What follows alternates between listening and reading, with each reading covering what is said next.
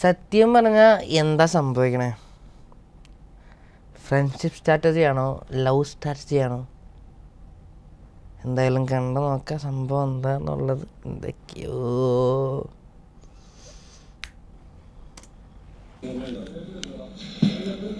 ഞാൻ വരാം. വിഷമം വന്നിട്ടുണ്ട് എനിക്ക്. വിഷമം പറയുന്നുണ്ടോ? എന്താ നിന്റെ പ്രശ്നം കേട്ടോ? 5 മിനിറ്റ് ഞാൻ ബെഡ്റൂമിൽ വെയിറ്റ് ചെയ്യും.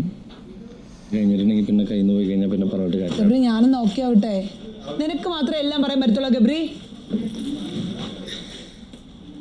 5 മിനിറ്റ് വെയിറ്റ് ചെയ്യാൻ വന്നില്ലെങ്കിൽ അതായത് ഇപ്പൊ നിങ്ങൾ ഫ്രണ്ട്സ് ആണെന്ന് ലോകത്തിനോട് പറഞ്ഞിട്ട് ഇവിടെ നടക്കുന്ന ആക്ട് എന്ന് വെച്ച് കഴിഞ്ഞാൽ ലവ് ട്രാക്കാണ്.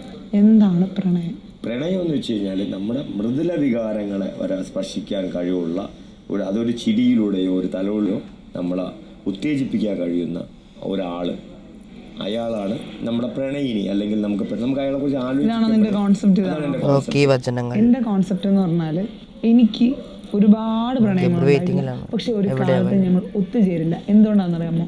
പ്രണയമുണ്ട്. എൻ്റെ വിഷമങ്ങളാണെന്ന് മനസ്സിലാക്കാനുള്ള കഴിവുണ്ട്. എല്ലാം പറ്റും. പക്ഷേ അണ്ടർസ്റ്റാൻഡിങ് ഇല്ല. ഒരു പ്രണയത്തിൽ കാതൽ മാത്രം കൊണ്ട് നിന്നിട്ട് ഒരു കാര്യമില്ല. എവനോടുള്ളത് പ്രണയമാണോ? ഒരിക്കലും പ്രണയമല്ല. ഇഷ്ടമുണ്ട്. അതെൻ്റെ ഉൾമനസ്സിൽ നിന്നുള്ള ഇഷ്ടമാണ്. അതിനെ ഞാൻ വിളിക്കുന്ന പേരാണ് ഫ്രണ്ട്ഷിപ്പ്. ഓക്കെ, അവനോടുള്ള ഇഷ്ടം ഞാൻ പ്രണയിക്കുന്നത് എനിക്ക് ഒരു കല്യാണം കഴിക്കാനാണ്. ഒരിക്കലും ഞാനൊരു വേറെ കാസ്റ്റുള്ള ഓക്കെ ഇപ്പം വേറെ ആൾക്കാരെ ബാക്കിയുള്ള ഓരോരുത്തർക്കും ഓരോ കോൺസെപ്റ്റാണ്. ഇന്റർ കാസ്റ്റ് മാരേജ് ചെയ്യുന്നവരുണ്ടാവാം. എനിക്ക് എന്നോട് താല്പര്യമില്ല.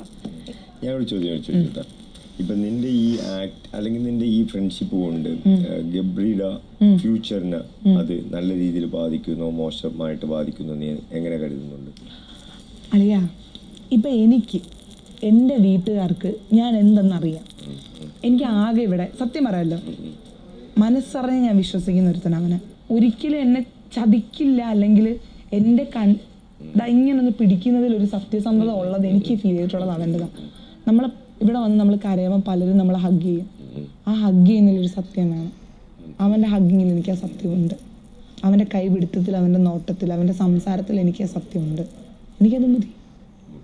ഒരു ബലൂൺ ഊതി ഊതി ഊതി ഊതി ഊതി അതിൽ എയറും തുപ്പലും നിറയുമ്പോൾ ഉറപ്പായും ആ ബലൂൺ പൊട്ടും. എന്നും പറഞ്ഞ് പൊട്ടുന്നെന്നും പറഞ്ഞ് നമുക്ക് അത് പിന്നെ നമ്മളടുത്ത ബലൂൺ നമ്മളടുത്ത് ഊതൂലേ? അത്രേ ഉള്ളൂ. ഇതിന്റെ ഒരു ബലൂണാണ് ഗബ്രി. ബലൂൺ പൊട്ടി അടുത്ത ബലൂൺ നീ ഊതും. ഗബ്രി എന്റെ ബലൂണല്ല. ഗബ്രി എന്റെ ആരാന്ന് വെച്ചാൽ ഗബ്രി ഇവിടെ എന്റെ എല്ലാമാണ്. ഇവിടുത്തെ അവനാണ് എന്റെ. അവൻ നിന്റെ ജീവിതത്തിൽ ഇവിടെ പോയി കഴിഞ്ഞാൽ നിങ്ങൾ ഈ ഫ്രണ്ട്ഷിപ്പ് ഇതുപോലെ തുടരും. ഫ്രണ്ട്ഷിപ്പ് ഇവിടുന്ന് പോയി കഴിഞ്ഞാലും തുടരും. പക്ഷെ ഇത്രത്തോളം എപ്പോഴും ഇങ്ങനെ കൈ പിടിച്ചിരിക്കണം, സംസാരിക്കണം, അവൻ്റെ കൂടെ ഇരിക്കണം എന്നുള്ള അത്രയും വരില്ല. ബിക്കോസ് എന്താണെന്നറിയോ, പുറത്ത് പോകുമ്പോൾ എനിക്ക് വേറെ വലിയ ലോകമുണ്ട്. ഇവിടെ എനിക്കൊരു കുഞ്ഞു ലോകമല്ലേ ഉള്ളൂ.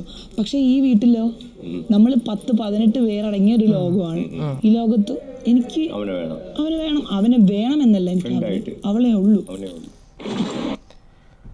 ഇങ്ങനെയാണ് സംഭവം. സത്യം പറഞ്ഞു കഴിഞ്ഞാൽ ഇത് സ്ട്രാറ്റജിയാണോ അല്ലെങ്കിൽ ശരിക്കുമുള്ളതാണോ? തുടങ്ങി ഒരാഴ്ച ആയിട്ടുള്ളൂ. ഒരാഴ്ച കൊണ്ട് ഇത്രക്ക് ആയിരിക്കോട്ടെ, ചിലപ്പോൾ ആയിരിക്കും, പറയാൻ പറ്റില്ല. ഇപ്പം എന്തായാലും കണ്ടറിയാം എന്താണ് സംഭവിക്കാൻ പോണേന്ന്. പല കൂട്ടുകെട്ടുകളും തുടങ്ങിയ കൂട്ടുകളിലൊക്കെ തീർന്ന സ്ഥലം തന്നെ ബിഗ് ബോസ് ഹൗസ് എന്ന് പറയുന്നത്. അപ്പോൾ ഈ കൊല്ലത്തെ ഈ കൂട്ടുകെട്ടും എന്താവുമെന്ന് കണ്ടറിയണം.